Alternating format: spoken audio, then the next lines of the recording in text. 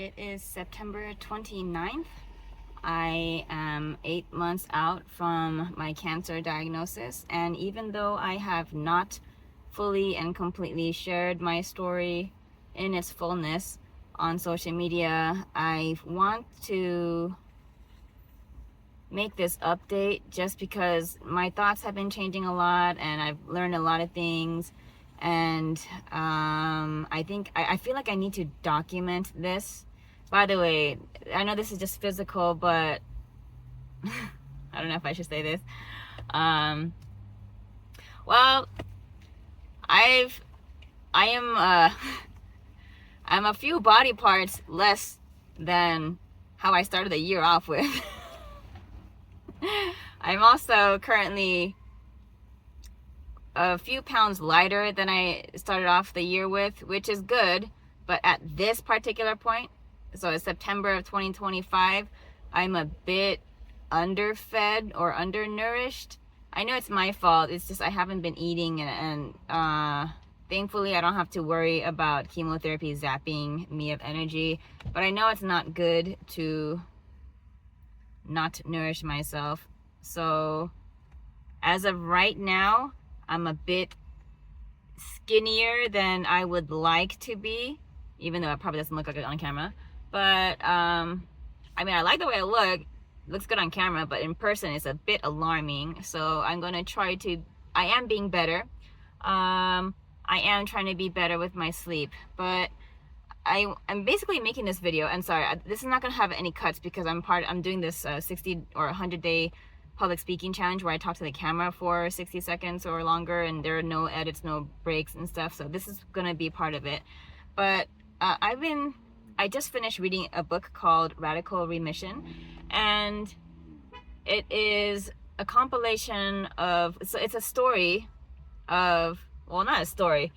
A researcher found that there are lots of people who have healed their bodies of cancer or controlled their cancer through either non-conventional means or a combination of alternative and conventional, or they turn to alternative after conventional methods failed them. I don't know where exactly I fall into that category, because my thing that I'm doing right now is integrative. It's called integrative cancer, whatever. You can't get it really at hospitals. But that book made me realize that although I think it's pointless to ask if I have any regrets about the things I've already done. Like, I always think to myself, oh, do you regret having a double mastectomy? Do you regret removing parts of your body? Do you regret making these irreversible permanent changes? And now I have to subject myself to even more surgeries and putting foreign things in my body, which is completely against my MO. But yeah, I mean, I don't think I try not to dwell on that stuff, because in my mind it is completely pointless to think about and dwell on the past, things that I cannot change. I cannot change the fact that I have fewer body parts than I was born with than the beginning of this year. I cannot change the fact that I already had this surgery. It's already done. Like, the tissue is gone. I'm now dealing with the aftermath of having a double mastectomy. I have something called tissue expanders inside my chest right now, and I think, I don't know what the average length is for people to have this in their bodies, but I believe that at 8 months, or sorry, 7 months, I probably have had these things in my body for longer than most people have them. I don't know if that's a good thing or a bad thing, but I'm realizing the thing that I do regret is not the physical, not the treatment stuff, not that, but it's certainly the mental and emotional stuff. Because I'll say this to the hill that I will die on is that if you ever get a cancer diagnosis, do not go on Reddit. I thought that Reddit was a place for people with similar experiences to share their real life experiences. I just wanted to know, what do real actual cancer patients, not YouTube influencers or vloggers or, you know, people who want to be famous and stuff. Not those people, but real people. How do they experience cancer? What is their treatment like? What should I expect? What can I expect from my treatment for my particular cancer? That's the stuff that I wanted to know. And what better way to know that than through, or what better way to get multiple opinions than to go through Reddit and read everybody's experiences? But what I realized, no, I didn't even realize this, but Reddit is full of a bunch of whiny, not whiny, but Reddit is full of a lot of negativity, and I don't know if it has to do with the type of treatment that everyone's getting and it's making everyone miserable, but it is a place where the saying misery loves company truly shines. And I didn't realize that I was digging myself into this hole of depravity and depression by reading up and preparing myself with this Reddit information when I could have just gone to books.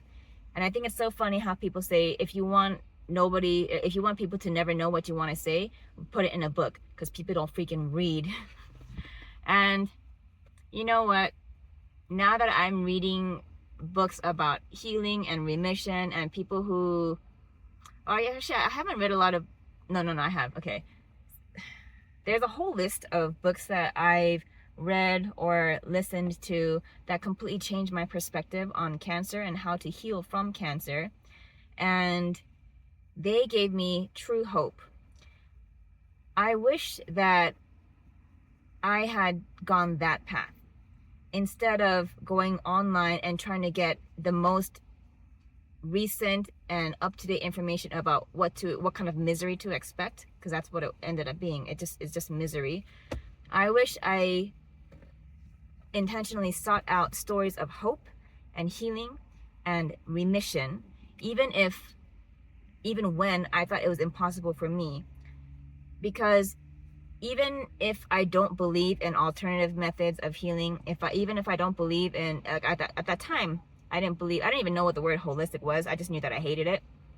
And I didn't want to, like, alternative therapy or alternative healing methods were never an option for me, because I just hate that word. I have such a stigma against holistic and allopathic or whatever. I don't even know what that means, but you know, I'm a hater, okay? And I didn't want anything to do with alternative medicine. It just sounds so woo-woo, and I don't like woo-woo. But had I exposed myself to stories of other people's success beyond the comprehension and beyond medicine's comprehension, if this radical remission and these stories of spontaneous remission and these stories of miracles, if those were the things that were flooding my mind at the beginning of my cancer diagnosis, and especially during the worst parts of it, I would have given myself probably a better chance at winning, and I would have healed faster, because what you put into your mind is so important. What you put into your mind is equally, if not more important than what you put into your body. There are so many studies, academic, scientific studies, that show that mindset is important, that faith is important. Even the book that I just finished reading, The Radical Remission, she talks about one of the components of helping to aid in radical remission is meditation. There is something cathartic, therapeutic about meditating. For me, as a Christian, that is prayer, but also just being reminded that there is hope. That in itself is healing. And you're reading stories of other people who healed despite all the odds being stacked against them. That is truly hope-giving, life-giving. And I really, really wish that was the stuff I filled my brain with, instead of those Reddit forums, instead of watching YouTube vlogs of people just going through it and having a terrible time with chemo. But then again, I wouldn't have been open to those alternative healing books. Then again, Radical Remission is not about alternative healing, so I don't know.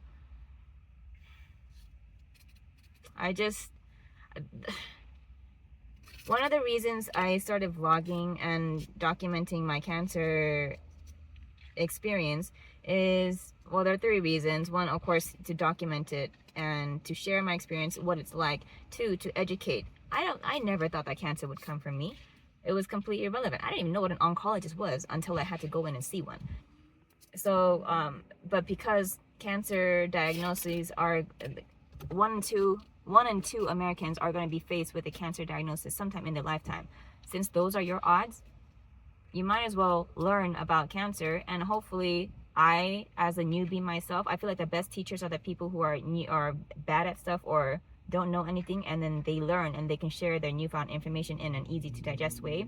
So that's kind of that's my second goal, is to not educate, but just bring people along with me to learn about cancer, learn about certain terms, learn about just cancer jargon, so that if you, as a cancer patient or as a cancer patient's caregiver, caretaker, whatever it's called, advocate, you can actually know certain terms that you need to know, because these terms are just going to be coming at you like off the bat, and they're not going to explain to you, because it's doctors live cancer speak and you don't, and your advocate doesn't. But hopefully, by me sharing my journey as I go through it, I can explain to people in real time what words and what terminology to learn that would be helpful. But third, I wanted to use this as a way to share Jesus, to share the hope that can only be found in Jesus. And it doesn't mean that I'm going to be healed and I'm going to be cancer free and stuff, because even in my first video, in my very first vlog, the first time that I ever documented myself, it was the day after my diagnosis, and I said to the camera, it doesn't matter, healing or not, I'm going to be okay. And I feel like people are always going to be on the offense and always going to try to attack and say, oh, so you're saying that if you're not a Christian, that you're not going to be healed from cancer? No, fool. I'm not saying that. I'm just saying that people with faith, people who believe, first of all, there's only one name that heals, and that is Jesus. I learned that the hard way. I hated saying the name Jesus. I just want to say, I'm a Christian. I believe in God. And I could go up to the Lord, maybe, even though I don't like saying that. But when they put me at stage 4, and like stage 4 is a completely different ballgame. When I looked it up, it said that my 5-year survival rate is 30% if it's a stage 4 for breast cancer. And if it's in your brain or your head, like they were telling me it was, your prospects are very, very, very bleak. Did I think I was going to die from cancer? No. But even if I did, I wouldn't be sad about it, because I would know that I have hope in Jesus. And I feel like that's the biggest difference, in that even when people do pass away, the people who have faith and they believe and they call on Jesus, it doesn't matter that they're healed or not. They have such hope and peace. Peace. They have such peace in the transition from life to death and passing. And yeah, but then again, the Radical Remission book also states that people who vehemently denied their dim prognoses actually had a better outcome and lived longer than people who quietly, submissively just accepted their terminal diagnosis or their dismal diagnosis. And that made me wonder, was I too complacent? Because, as you can see in the beginning of my channel, when I first got diagnosed, it was just, oh, well, I guess I have cancer. At least it's not the death sentence that it was. I guess I'll just go through chemo and radiation, do all the treatment stuff, and I'll be okay. Like that. That's what I thought. I just accepted it, because it is what it is. I can't change the fact that I have cancer. I can't reverse it. But now I'm learning that you can. It can, which brings me back to, do I regret doing the surgery and cutting off my body parts? To which I must reiterate, there is no point in regretting things that have already been done. But yeah, now that I have seen all these stories about people reversing their cancer, completely eliminating tumors from their bodies without conventional methods, or building their immune system back up and healing themselves even after conventional therapies absolutely destroyed their bodies. Of course, now I have the knowledge and I know of these stories, and now I actually know people in real life now that I've been to a treatment center, who have gotten rid of their actual physical tumors without the use of surgery. If I had a choice, if I knew then what I know now about cancer and how simple it is to heal our bodies of this disease, I don't think, I probably would have chosen to just keep the tumors, and I was already doing everything right physically, like eating, exercise, diet, etc. The reason why I got cancer is because my stress levels were so high that they were off the charts, like literally off the charts when we did a hormone panel thingy, and they were testing my hormones. The funny thing about that, and I was telling this to a friend yesterday, is I took that hormone level test and it showed my cortisol levels were through the roof, elevate at all times throughout the day, from the moment that I wake up until the moment that I go to bed, and even in the middle of the night when I'm sleeping, my cortisol levels were still astronomically through the roof. And the weird thing about that is that I took that test at a point in my life during the cancer, during my cancer, what's it called, journey, whatever, when I was absolutely at peace. I was at peace with the fact that I was a stage 4 and it was there is no happy ending, but it's okay because God's got me, blah, blah, blah. I just know that there is a way to heal myself and I can live happily as a stage 4 breast cancer patient. Like I was at a state of peace in my mind. And yet, when the test came back, it showed that my level, like, bro, how are you stressed in the middle of the night while you're sleeping, huh? How is that still off the charts? So I gave myself cancer by stressing, with suppressed emotions, by stress. Like, I'm a very detail oriented person. I care tremendously about fine-tuning and perfection. Perfection is the bane of my existence. Perfection is the reason why I never get anything done, and it's why I worry so much. And when it comes to projects and products and execution of things, it's a great trait to have. But in real life, it's truly limiting, and I know that. But I can't. Oh, never mind. I can't say that. I can't help what I am. I can fix it. But yeah, stress is what caused me, because of my stress, my cortisol levels being so extremely elevated, our livers are the organs that process our hormones. Even though I was doing everything right, food and exercise and lifestyle wise, I ate clean, ate all my vegetables, everything was organic as much as possible. I exercise, I work out, I'm a healthy body weight, no visceral fat. I'm a relatively happy person, but inside I was stressed. And I think I do a fantastic job of hiding it from other people. Well, I guess some people have told me I don't hide it very well. But I make light of my situations. To me, it's a good thing to do.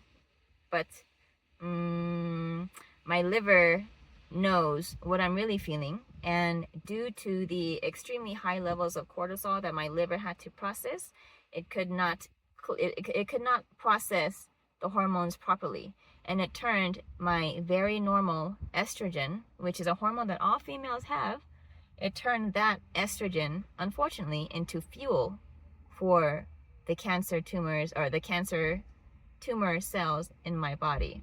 So this very perfectly normal hormone called estrogen turned into poison because I poisoned myself with extremely high levels of cortisol, and it overworked my liver.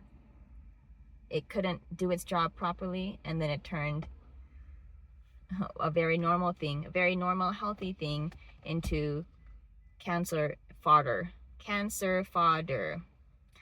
And I remember in May, which is when I took that test to see what my hormone levels are at, if I look at my diary, this is also very important. This is also it's a reason why I feel like people should keep a diary, a written diary, and a journal of what they experienced throughout their cancer journey. Because if I look at my diary, every day I wish somebody would tell me how to eat so I can fix this cancer. I wish that, and I just need a nutritionist. I need someone to tell me how to eat, how to fix my diet, what kind of foods. Because every single video that I watched on how to beat cancer, how to eat to beat cancer, how to prevent cancer, I was already doing all that. Because once again, my lifestyle, my food, nutrition, the personal care products not having parabens, phthalates, sulfates, endocrine disruptors. I was already drinking filtered water. I make lifestyle perfect, 10s across the board, okay? Perfect. Plus, I rarely eat out, and I know how to cook my own food, and most of my meals are made by my own hands, so I know exactly what's going into it. And I'm not eating processed foods or incredibly high sodium or sugar. I don't care about sugar that much, and no seed oils for me. So I was doing everything perfect. And I was stressing so much about how do I eat more perfectly, or like how to eat, how do I fix my diet, what foods do I need to do, like breast cancer. I know that people with glioblastoma or brain cancers benefit tremendously from a keto diet, a therapeutic keto diet. Extremely strict, super hard to do. Thankfully, as a breast cancer patient, the Mediterranean diets are more beneficial for me, which is great because I love Mediterranean diets and I love Mediterranean food anyway. But then today I realized, upon reading the Radical Remission book, that I was stressing about the wrong thing. I don't know why it took me so long. So in May, now it's September, so 4 months. It took 4 months for me to realize this. Only today, this morning, that the thing that I should have been fixing and focusing on is not how do I eat better. Because Sunny, you were already eating perfect. You still, to this day, now that you have cancer, you are eating even more perfectly than most people. And I already was eating more perfect. Like I even had a friend say to me, yo, of all my friends, I never thought that you would be the one who can't get cancer because you eat all this organic shiznit. And you guys are so healthy. I can't believe that you have cancer. And everyone I meet always says some variation of that. I can't believe that you, Sunny, are the one who got cancer because you guys are so fit. And you and your sister are so fit, so active. You guys eat so healthy. Like they always say that should have been a clue. That should have been a clue to me that that's not what I needed to fix. And yet I was so stressed out about how do I eat? What do I do? It should have been how do I eliminate stress from my life, because the tests show it is not the food. The tests show that the food was perfect, the lifestyle was perfect, the exercise was perfect. It turns out I actually have 2 gene mutations that make me predisposed to early cancer, but I was keeping that successfully at bay thanks to my lifestyle. Where I messed up and undid all my good deeds, my good lifestyle, is the stress levels, which goes to prove how detrimental to health stress is. And the worst part is, I didn't know that I was stressed. A lot of people don't know that they're living under chronic stress. And even in this moment right now, while I'm filming this video, it's hard for me to accept the fact and understand and realize and feel that I am chronically stressed. And if I didn't know that I was chronically stressed at that time, and I actually felt really, really good back in May when I took that hormone panel to test what's going on with my hormones, if I back then felt so great about myself and how unstressed I was, or how much less stressed I was, what would it feel like for me to truly be no longer stressed? That would be a game changer. But I don't really know how to de-stress myself. I know that I need to remove certain people from my life. But my sister is so upset and annoyed that I have to keep this one person in my life, and it's because I cannot actually get rid of them. They cause me tremendous stress. They make me very unhappy, but there is no way to get rid of that person without I can't say anymore. But yeah, it is unfortunately not possible to get rid of this person without enduring consequences that are not worth it to me. I do not care. I'm not gonna go further into that. But yeah, unfortunately, the current largest stressor in my life cannot be removed. So I have to find a way to go around that. The best thing is to prioritize my sleep. And for the first time last night, I slept before like 3 a.m. I slept at 10 p.m. last night. Absolutely amazing. I very much look forward to continuing that kind of lifestyle for my health, because the melatonin that is naturally produced in our bodies during quality sleep, is a natural anti-cancer. It's a natural anti-tumor, and I have been depriving my body of this miracle hormone for decades. That is probably a contributing factor as to why I got cancer, despite my healthy lifestyle. So I know that melatonin is like a miracle hormone, chemical, that our bodies produce naturally for free. I want to take advantage of that, and I will. So those are my thoughts. It's not the food that I should have been worrying about.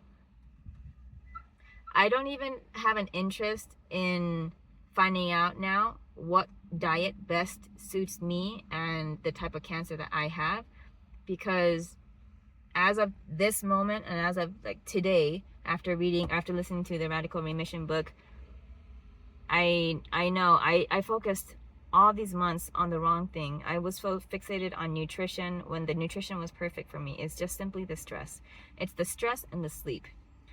The stress I cannot do anything about the person who gives me the most stress, but I can most certainly take care of my sleep. I have been failing utterly at taking care of my sleep, but because I now know that that is the only thing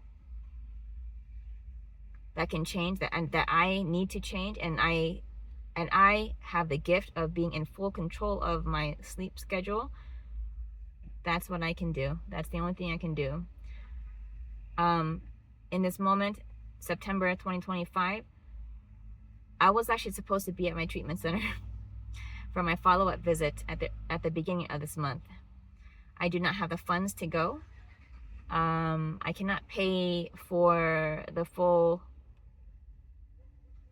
treatment cycle on my own, and my family is already in a tremendous financial bind right now. So that is the reason why I have delayed my treatment by 2 months.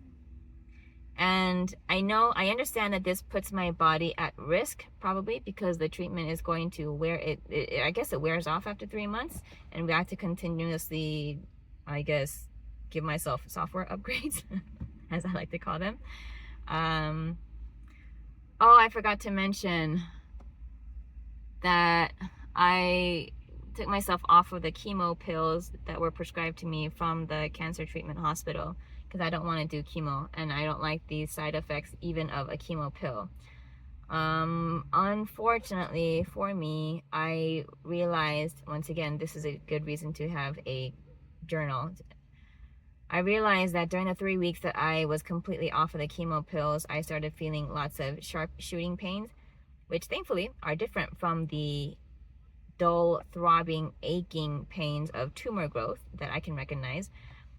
But still, pain is pain, and I was realizing that the longer I stay off of these little low-dose chemo pills, the more frequently I feel the pinpoint sparks of shooting pain. And so I went back on the chemo pills, and unfortunately, the moment I took those pills again, the sparking shooting pain stopped. So unfortunately for me, I guess I do have to take the chemo pills to maintain my status as being, I guess, cancer free, or just to keep the cancer under control. Let's see. I don't know what else I need to say in regards to my update.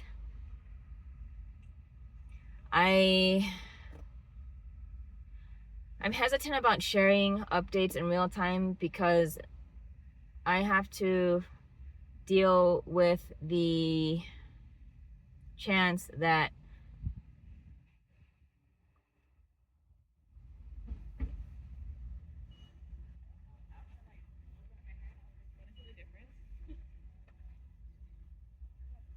why am I getting emotional? I don't want my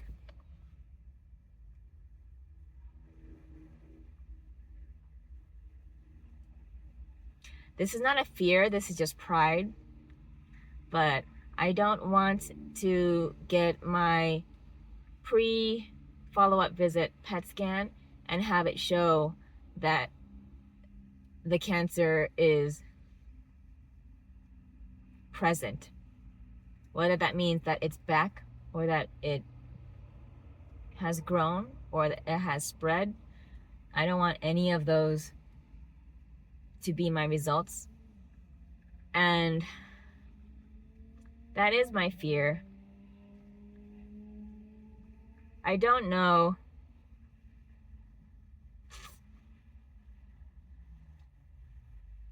No, I do know. Yeah, you know what? Yeah. There's nothing to fear. Shoot. Whatever. Ugh. In my head, I know there's nothing to fear because, you know, God's got me. Jesus got me. Like, I'm already healed. I know it. I'm gonna die of something, but it's not gonna be cancer. Or at least I don't think it is. Like that. I feel that in my bones. Like, I never thought that cancer is gonna be a thing that's gonna take me out.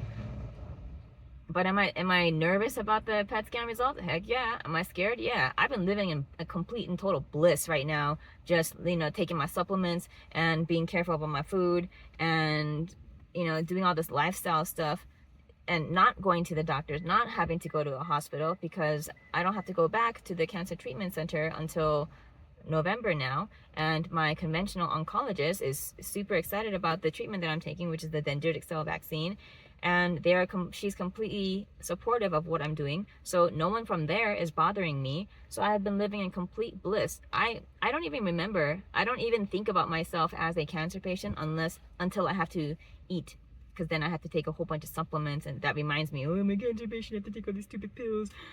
But thinking about this looming PET scan that I have to take, that's when I get like, oh man, that makes me so like, what's the word?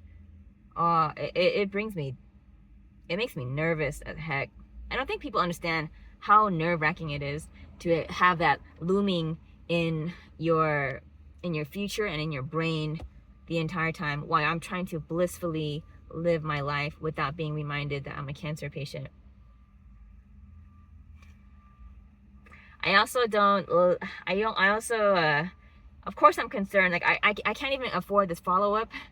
And I certainly will not be able to afford a third treatment.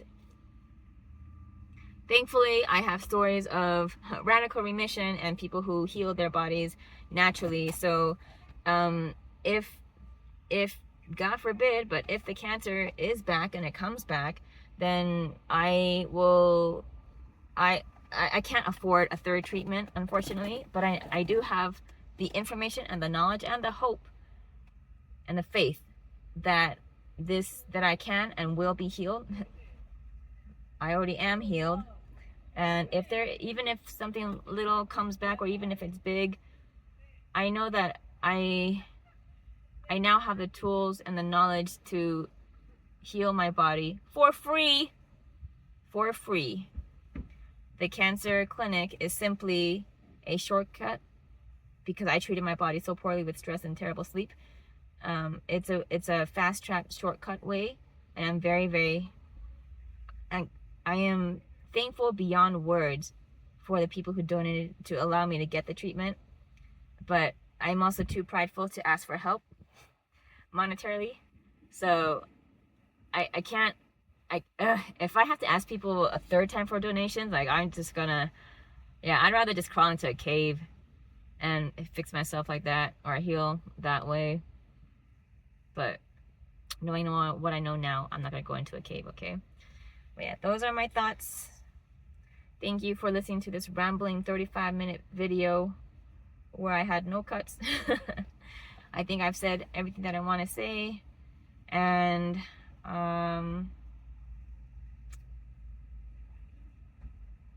yeah, thank you. Now it's time to pray for my dad. Okay, goodbye.